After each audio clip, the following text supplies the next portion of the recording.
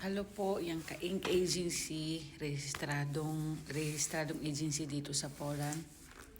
May nag-comment doon sa kuan ko na pag nag-run away,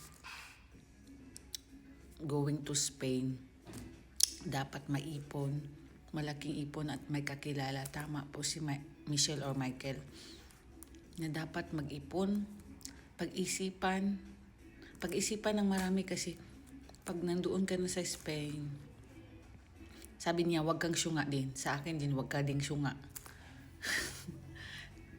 Kasi yung iba, kahit maganda na yung example dito sa Poland, kahit maganda na yung trabaho, walang problema, naghanap pa talaga ng problema. Kasi yung iba, napapaisip sila, oh maganda sa Spain kasi yung 2 years lang yung citizenship. Maganda po sa Spain pag may kilala kayo, may cousin at iba pa. Pero po, kung wala kayong makikipagsapalaran kayo, syunga talaga kayo. Kasi mahirap maghanap doon. Lalo na yung wala kang kakilala, wala kang pera-pera, magiging tiinti ka nung palaboy ka doon. So, wag po kayong yung iba mag-sacrifice or ano bang, go na lang ng go. Wag po kasi pag in the end, pag hindi nag-success yung plano nyo, sunga talaga. Masusunga talaga kayo doon kasi walang pera, walang pagkain, no? Malilimos kayo doon.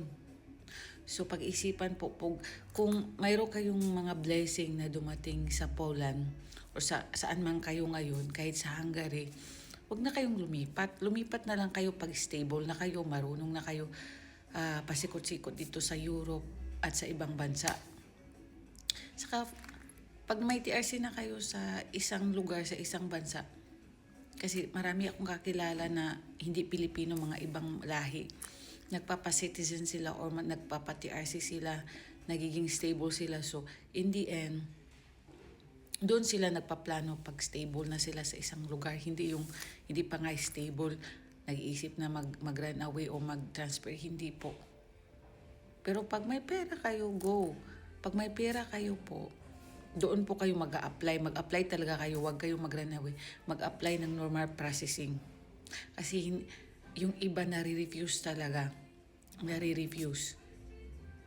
Baka may problema ka sa papel mo sa yung origin na country, kaya nare-refuse. Yung iba man laki, na-approve, pero yung iba nare-refuse talaga. So, pag-isipang mabuti. Thank you.